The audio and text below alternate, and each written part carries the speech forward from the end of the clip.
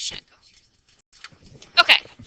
All right. So we are on to 8.2. And 8.2 is pretty straightforward. 8.2 is about the area in the finding the area in the plane. Usually finding the area in the plane between two curves. Again, I would bet you $1 million that there will be a question like this on the AP exam, because there's always a question like this on the AP exam. Okay? So there's kind of two different ways to look at it. One way is that we find the area by taking the integral between a and b of f of x minus g of x dx. And basically, what you've got is a curve that looks like this, and maybe a curve that looks like that. So we have f of x and g of x. We find the area under f of x.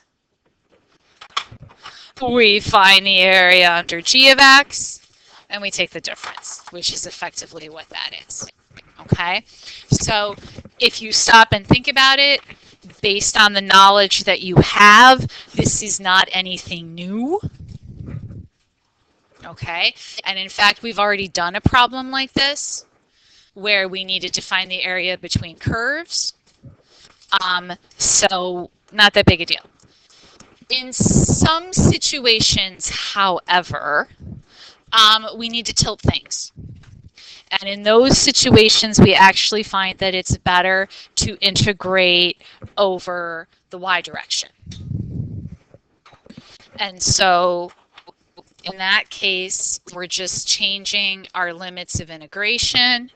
I think we use different symbols, although I don't really think it matters. H of y minus k of y times dy. And we will do an example where we find the same area using both of those equations and realize that we get the same answer, which is what you would expect. Okay? K of y. So I think what I'm going to do is I'm going to do my example. And then we can go back and look at journal questions, although I may very well say to you, why don't you think about it again, based on what I'm going to do now as an example. Okay? And then I think that since we are still in pretty good shape and we still have some time, is that I will copy practice worksheets and we'll spend some time practicing in class tomorrow. I may even find a couple AP questions that you can do because I think it's just good to practice, as always. Okay? All right, so everybody got what they need off of here? Make it? Okay. So let's do page 400, number 40.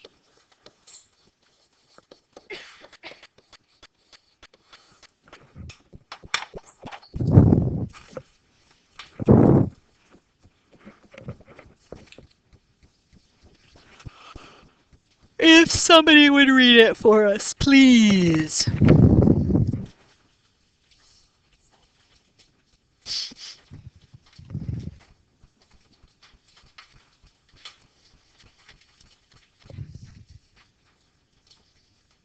You really only need it for like a minute, okay? So it'll be fine. And I sincerely hope that all of my books come back at the end of the year from wherever you may have left them throughout the building.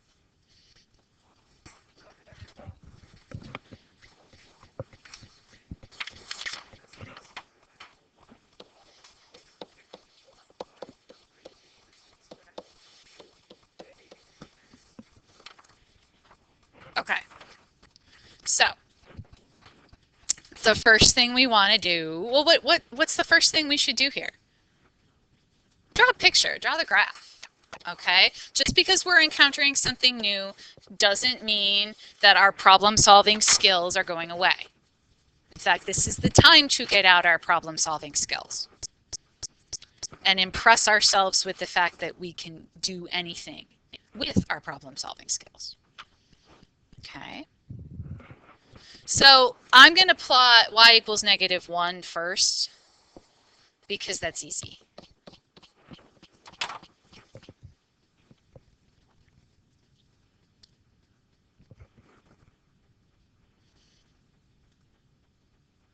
And then what's y equals 3 minus x squared? It's a parabola. What kind of parabola? A concave down parabola. Where is it centered? At 0, at x equals 0. And where is its vertex? Okay, so that's going to start up here and be symmetrical this way. It's a little pointier, but so that's going to be y equals 3 minus x squared. And then what we want to find is this area here. I highly recommend that you shade the area that you're trying to find. What might be a little complicated here is one of your curves is a horizontal line, and you want to make sure that you're actually finding the area between the two curves, not the parabola and the x-axis, for instance. Okay. And then our formula says that we just wrote that that area is going to be the integral from a to b of f of x minus g of x dx.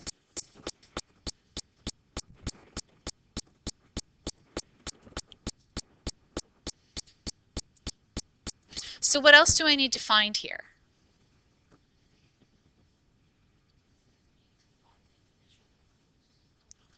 Not necessarily. I need to find a and b first. Okay, and A and B, as you hopefully realized when you read, are those intersection points between my graphs.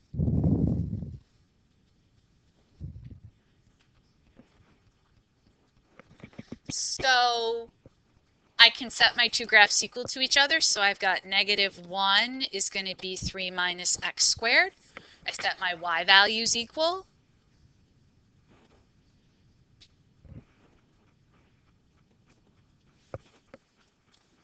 So I'm going to bring my x squared over here and my -1 over there. Check my math, but I'm pretty sure I'm right. And what's x going to be? Plus or minus 2, because I want two answers. I need two answers. So this point over here is going to be -2 comma -1, and this point over here is going to be 2 comma -1. Okay. Now, f of x needs to be my upper curve, my higher curve. So what's f of x going to be equal to? 3 minus x squared. And g of x needs to be my lower curve. So what's the g of x going to be? -1.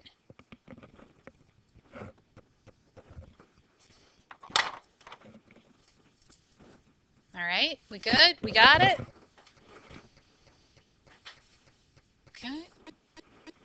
All right, so I'm just going to write this one more time, integral from a to b, f of x minus g of x dx. So what are my limits of integration? -2 to +2. My f of x curve was 3 minus x squared, minus my g of x curve, which was -1. Again, highly recommend you use some parentheses, highly recommend you be careful. Simply because this is pretty simple. And if you go too fast, you mess yourself up. Love you all, but I've been there, done that. Okay. So maybe do a little algebra here. What does the integrand become? 4 minus x squared. And I look at that integral. And what do I ask myself when I come to an integral? Can I solve it by inspection? Can I solve that integral by inspection? Yeah, right? I can integrate term by term because it's a polynomial. So what's the antiderivative of 4? 4x. And what's the antiderivative, Rebecca, of x cubed? No, of x squared. I gave it away. What is it? Good. Okay. And remember that we're going to evaluate that from -2 to 2.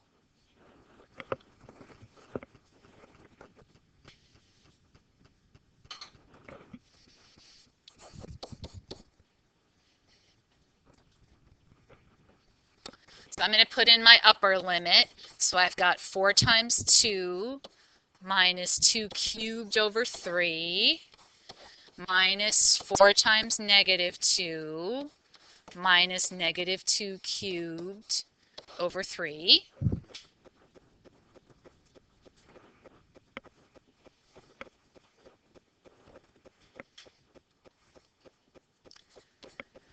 Do some algebra here. So I've got 8 minus 8/3 plus 8 minus 8/3.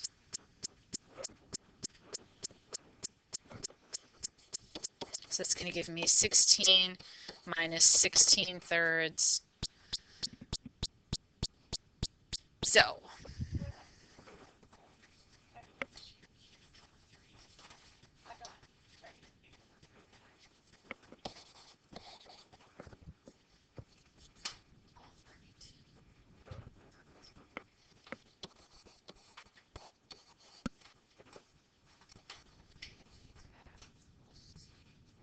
no, this is a definite integral, which means I have limits of integration. C is only for indefinite integrals when I don't have those limits. And in this situation like this, I am actually finding the area under the curve between here and here. It is an amount that I can calculate. When it's an indefinite integral, I'm saying, well, yeah, I kind of want that. I don't really know where I want it, so let's just add that plus C and then we'll figure it out later. Okay? And really, indefinite integrals are a lot more about finding the antiderivative and finding what the equation is of that antiderivative. And remember, when you do that, you're finding a family of equations, and that constant helps us pick out the particular one that fits our situation. Okay, so let's remember this answer because now we want to do part B. Okay, so part B says that we're going to do this all over again, except that now I want to integrate over y. And I'm doing this problem just so that you can see what happens. So again, I have my axes. Again, I have this line, y equals -1. And again, I have this curve, y equals, what is it, 3 minus x squared? And I still want to find the same area.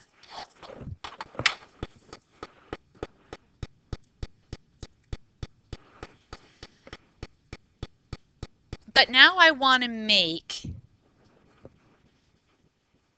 little rectangles that are in the y direction. So, for instance, when I integrate, right, I make a whole bunch of tiny little rectangles that have a width dy or dx. Okay? And sometimes, not necessarily here, but sometimes it's easier to draw my rectangles horizontally so that their width or their height is dy. And so I just want to go through how you do that. Okay. So if you remember back to when we were integrating over x, the bottom of our rectangle almost always sat on the axis, and that made it a lot easier to deal with. So what I really want to do is maybe only find the area of that.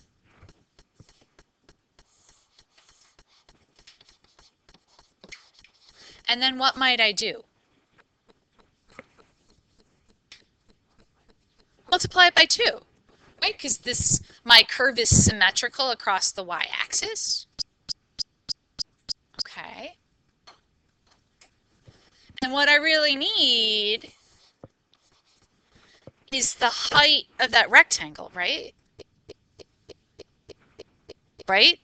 I found the height and the base of each rectangle, and then I integrated, was really just adding them all up, but I had an infinite number of them that were infinitesimally narrow. Okay. So what's the height of that rectangle going to be? Well, this part is dy. What's this part going to be?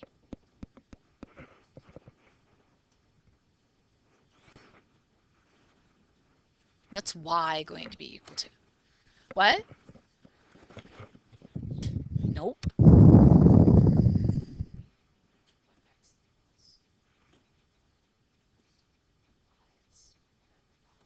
Okay. So it's going to be what x is equal to. So maybe actually I shouldn't have labeled it y. I should have labeled it x. Okay. I'm going off my notes here. It's the x value that goes with the y value. How are x and y related here?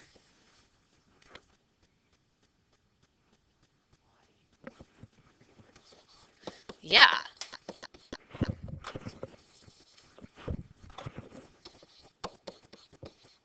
So what's x equal to? Nope. If I wrote it right under that equation, what do you think I want you to do with that equation?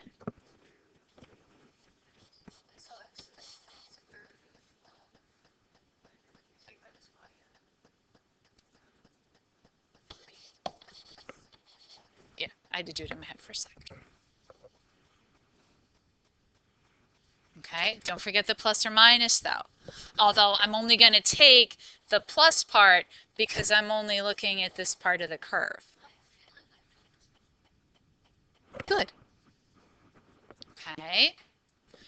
Now though, remember that formula that we had that said that a was equal to the integral from c to d of h of y minus k of y dy. So my limits of integration need to be y values too.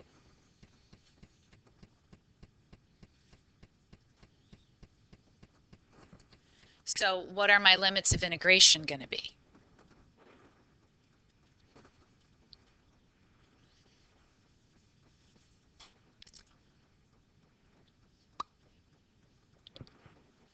Yep, -1 to 3. Okay.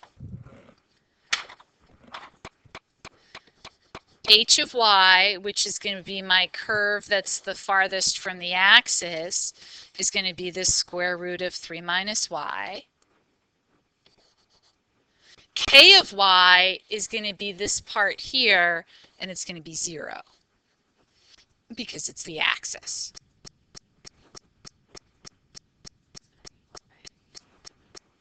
It's going to be the axis, the x-axis. I'm sorry, x equals 0. It's going to be the y-axis.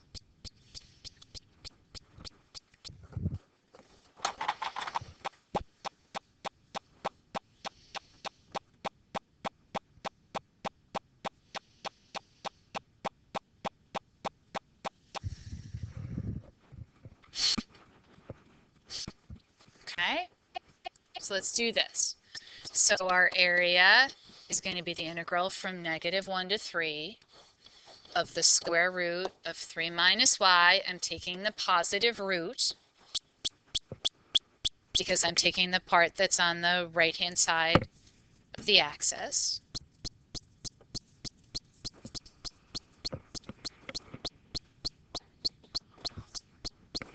Because I'm taking the difference between two curves. So this is my other curve, the axis. And then I'm going to double it.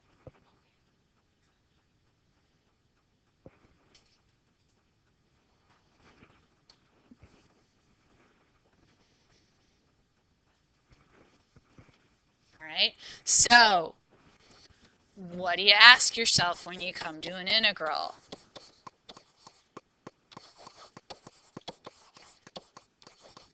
Can you solve that by inspection? Not quite. It's pretty close. What would be a good way to solve this one? Substitution. And where do we look for u's? Under the radical. So u is 3 minus y.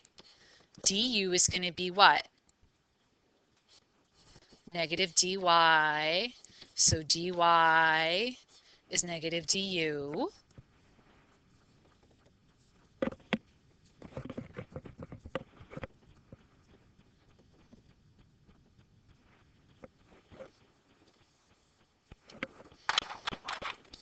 So I've got a is the integral from negative 1 to 3. I got a negative sign out front.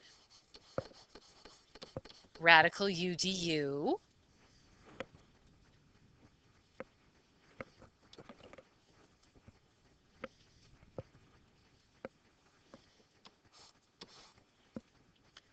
What's the antiderivative of radical u?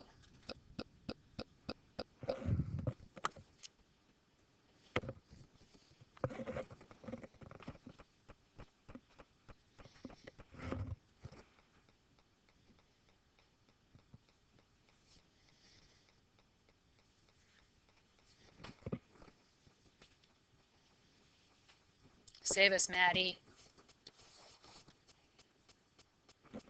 Well, there's that negative sign out front.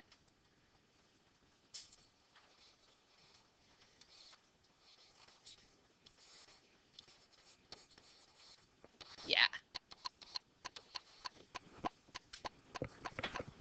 Right? Because this is really u to the 1/2.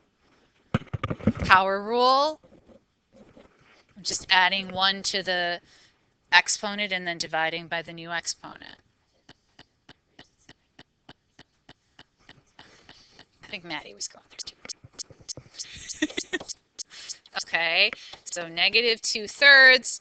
I've got 3 to the 3/2 minus negative 1 to the 3/2. What? Oh, I do. Excellent. I forgot. And I was thinking, oh yeah, I'm going to do that. So this is going to be 3 minus y to the 3/2 or negative 1 to 3. I was worried. So thank you. I was like, this isn't going to end up being 32/3.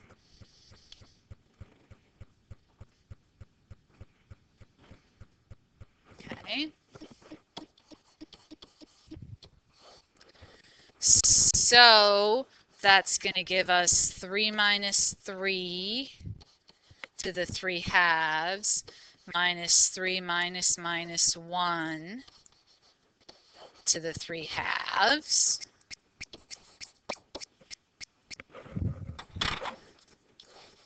So that goes away. Negative 2/3. I've got a negative sign there.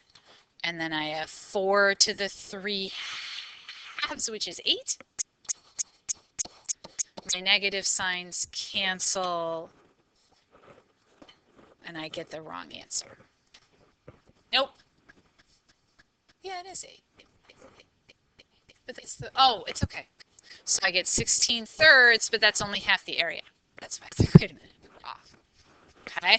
But the true area is twice that.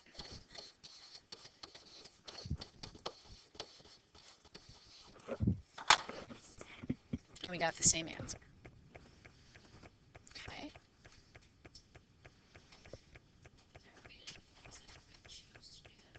Yes, there will be reasons you will choose to do that. This is a contrived example, but there are reasons there will be situations in which you'll go, oh yeah, this is the way to do it. It might look something like this, where you've got a curve that goes like that and a curve that goes like that, and it might just make sense to make them look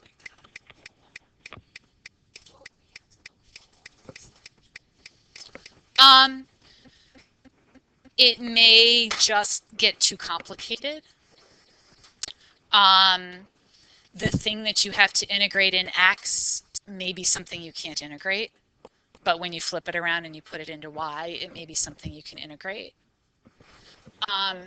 I just want to back up for one more minute here and show you that you can do this if you let this be Y equals -1. And if we let this half be X is positive 3 minus Y, and this half be X is negative 3 minus Y, we could take those as our curves. And we could find the area as the integral still from -1 to 3 of this curve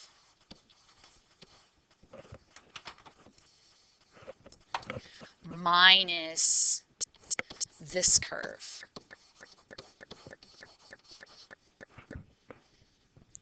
Okay, right?